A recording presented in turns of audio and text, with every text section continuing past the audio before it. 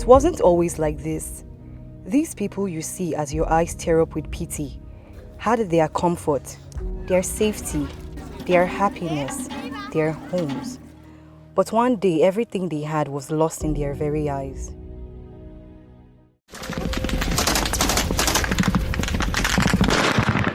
It was carried out simultaneously in different villages at the same time. I'm from Borno State, Chibok local government. Borno, Goza local government area. Goza local government. I came to the camp because of the Boko Haram insurgents. Around 12 o'clock in the midnight, Boko Haram attacked our villages. Boko Haram started in state before into our local government. I'm the first person that came here. Nowhere to escape. So everywhere you see bullets flying down to the people, killing people. Either you're a man, woman, children, girls, everything, animals, everything, bullet. They don't know that human being or what. I led a protest to the Eagle Square on the first day of October 2023. As we were celebrating 63 years, we were happy. We were also mourning because it was 48 hours earlier, there was an attack in our area where for 5 days, 3 people were killed, 5 were killed, until 10 were killed on the farm. In the heart of Nigeria's capital, Abuja, contrasting the bustling streets and towering buildings, lies a stark reality. A place where thousands of individuals call internally displaced persons calls their home. 95% of the camps reside in such accommodation. How do you look at it in a country like Nigeria? Then you can imagine a family of 5, family of 7, family of 11. You can imagine an old woman or old man. You can imagine orphans, you understand? So the whole truth is that when it rains, they have to pack whatever they have, their children especially, until the rain stops. These camps, initially intended as temporary shelters for those fleeing conflicts and disasters, have sadly become a permanent fixture in the lives of countless families. For me, I get 4-bedroom flat. So see my room that I'm squatting here. Now, everything is linking. Kata, we don't have even mat to sleep. Now trampoline, you will see that when you grab the trampoline, you see water inside. If I cannot access shelter at my own age, and the newborn cannot access shelter, and the woman who is weak cannot access shelter, then where are we heading to? This IDP that you are calling us, even we will not know say this thing will happen to us. It's just we see ourselves, we found ourselves like that, and we cannot say no to both. We just hold them 2 hands. Even emergencies, a woman in labor can be rejected in a hospital. It happened. The IDPs, as far as 10 years ago, were not welcome in any hospital in Abuja. And as of today, 20th day of November 2023, no hospital welcomes IDPs in Abuja. Why? Because over the years, after I put a lot of pressure on the hospital, they agreed to admit IDPs. Then the National Commission for Refugees, Migrants and IDPs refused to pay the hospital bills. To the extent that Ascoro District Hospital rejected IDP patients, National also rejected IDP patients. It reached a stage whereby even emergencies, domestic accidents, automobile accidents, you understand what I mean? Whatever it was rejected. And I found it very disgusting. Every day here, there's a constant struggle to find even the most basic necessities, resorting to poor substitutes for sanitary towels, food, shelter, and water. It was really scary because I hadn't seen anything like that before. That was my first time hearing about the IDP camps, and we just saw a lot of children that were malnourished and, scattered, and they just looked dejected and rejected basically. And we had initially brought food to them, I think 100 plates of food, and we saw how they were struggling just to get a plate. And it was such a terrible sight because a lot of them didn't get. I think there were over 500 children at that time, and a lot of them didn't get. And we saw how some of them were crying, And it really broke my heart, so we just started going there.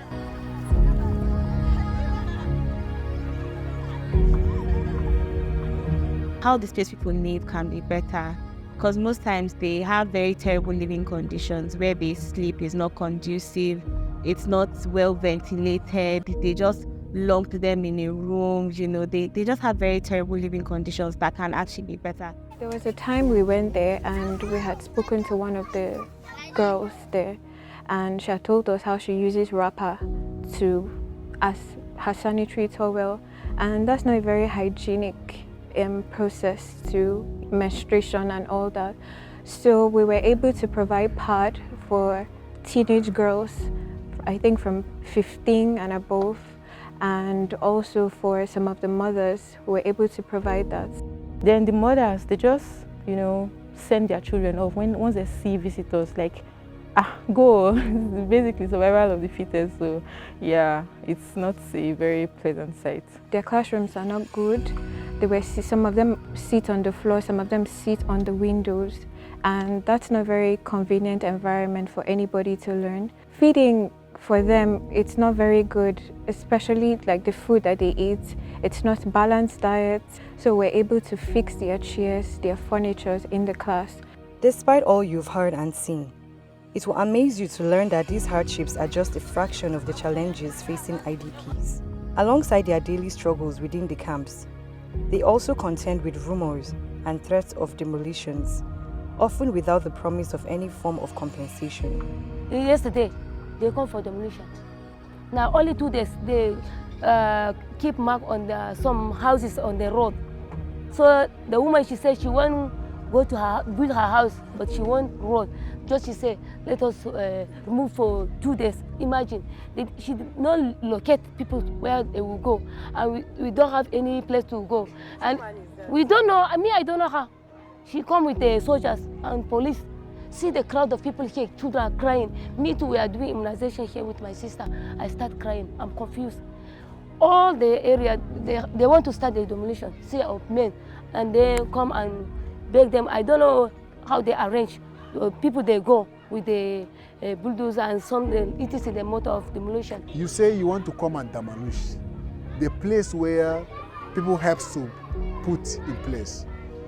You do not give us a space. You do not provide us with shelter. You do not provide us with food. You do not provide us with health. You do not help us with education. You do not help us with water. And we have been here surviving, struggling for our lives. Now, suddenly, you say you want to demolish that place that we are living. Government will not go in there to rehabilitation center where they do for ex-Boko Haram and say, okay, I want to do something, I want to demolish this place. If the ex-Boko Haram, the people who cause more havoc, the people who put me in this condition, you train them, you keep them, you give me them food, you give them water, you train them. After training them, giving them a kwala to start up on their own business. Now the victims, you leave them, you abandon them, you don't have plan for us. Despite the harsh realities they face, there are rays of hope for the IDPs.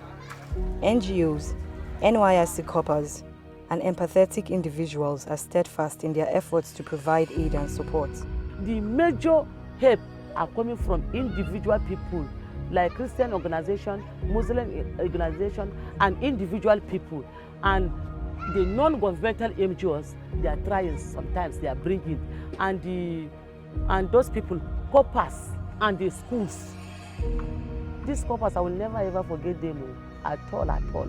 They are trying for us, not the small thing. I can show you a beautiful edifice left behind by NYSC members. 3 NYSC members, non-national director of NYSC, sourced for funds and bought burnt bricks, burnt zinc, aluminum, everything, paid for labor. They put in a befitting classroom.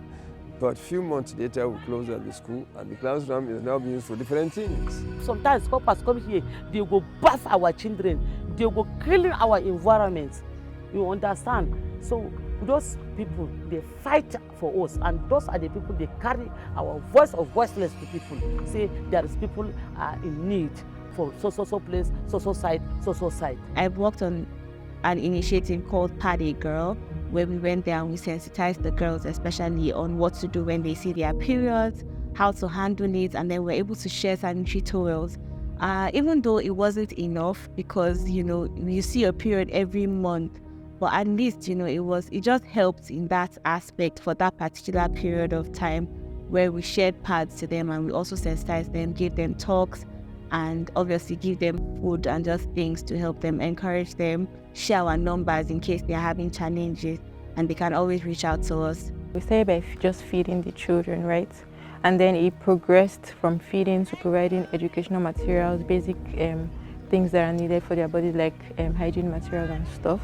And then we moved on to making inquiries about, because we noticed during our skills acquisition training program last year in October that a lot of them were not in school. And then I made inquiries from the camp organizer, the camp management rather, and he said the boy was one of the top graduating students from this school, the IDP school. So basically he was supposed to go enter secondary school, and we took interest in him, and we decided and realized that there were other people like him as well. So we decided to fund his education. We enrolled him in JSS Durumi. Though their efforts often go unnoticed, they serve as beacons of light in the bleakest of times. Through their initiatives, these individuals gain access to education, skill development programs, scholarships, nutrition, and other essential services. 99% of water aid comes from individuals and foundations. 99% of the clothes I wear come from individuals and organizations. It's unfortunate. Then where are we heading to? I will not say the government is helping us. Government, they don't know say. Now only individual people like you, NGOs and the churches, they are coming to visit us and comforting us. Governments, the thing where no government do. During Sadia Umar Farouk, she gave us food 2018. She gave us food December. She gave us food January. She gave us food December. She trained 50 camp here, 5 camp here. She trained 5 camp here, and she gave us the empowerment to the 5 camps. Apart from this one, I don't know. They will come, they say, like me, they will come, they say, I should write, waiting I need for this clinic. I tire writing, no any help, no anyone, you understand? The National Commission for IDPs and Refugees was established 32 years ago. So if in the year 2023, a commission that was established 32 years ago to take care of refugees and IDPs, the refugees are so catered for, so treated like princes and princesses, whereas the internal refugee called the IDP is neglected. There is a quote that says, "Even amidst the blossoms of hope, the weeds of adversity still find a way to grow." This quote perfectly reflects the reality in these camps. Despite genuine efforts to help, there are opportunists who exploit the IDPs for personal gain. They misuse sponsorship funds, stage scenes, and create media content to serve their own interests, adding to the adversity faced by the IDPs. I could remember 2017 to 2018, one woman teach 30 people from this camp, from another camp is 10, like 6 camp. He trained us a sewing machine. At the end, here we do the program. She come bring how many machine? 5. She come bring 10 for 100 people. We train. At the end, she say she will give 2, this and that.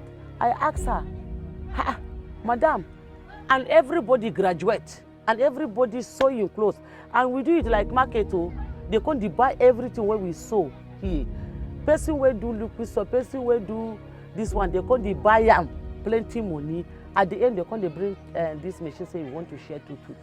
For waiting, I come to ask, and from there I know that those people they come to do. Some they come to do, you make money for IDP. One day, we finish that one, we quarrel me and her. I did hospital, I just down here for hospital. I know well, I come to see the program they show on for TV. Every woman, the machine there for her front like this. Even me, the machine come put for my front. I say, me, Maybe they're doing their business with us. They say, come say on IDP, they will snap us and video us and give us much more money. Just if they go, even like they will not call. Before, if they come, they will say, who is the woman leader and secretary? They will collect our contact. We are communicating. After they finish, they will not call us again. Before we even talk about solutions, we should be able to prevent it. So we need to find out what are the causes, what is making people leave their homes. Is it ethnic clashes? Is it land disputes? What is making people displaced from their homes? And then get to the root of that problem and see how you can tackle, having to avoid people leaving their homes. And then in cases where, this has not been prevented, you can also offer psychosocial support. Sorry, most of these people are dealing with trauma of having to leave their home. That's the only home that they've ever known. And then suddenly you're telling them that they have to come and share a bed space with over 1,000 strangers that they don't know. They don't even have food to eat. I know in Nigeria, we don't really take our mental health seriously. So I think that's something we should do. Offer support to them, people that they can talk to, people that they can, they are traumatized, obviously. Most of them face crisis, and that was why they left their homes. So some people witnessed their mother being killed, their dad being killed, and then you're just coming to dump them in a system where they don't even understand. They go from staying in a stable home to just trying to fend for themselves. So that also affects them. There are over 2 million IDPs. If we in Abuja, Federal Capital Territory of the Federal Republic of Nigeria, have been treated like this, you can imagine what happens with other IDPs. If you have armed robbers, drug pushers, whatever you call them, kidnappers from the IDPs, you should know that in Nigeria they are producing. If you say they are prostitution, small girls are being raped or wooed for sexual this, or young men are lured, it is the society that is pushing them for lack of what to eat, where to sleep, and the medication to take.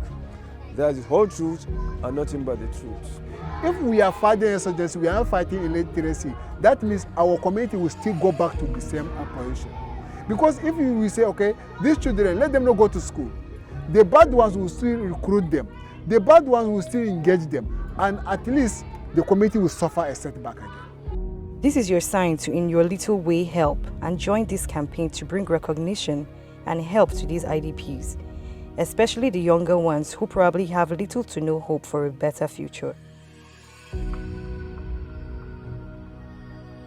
Through their stories, we hope to inspire action and compassion, and to ensure that no one is left behind in the shadows.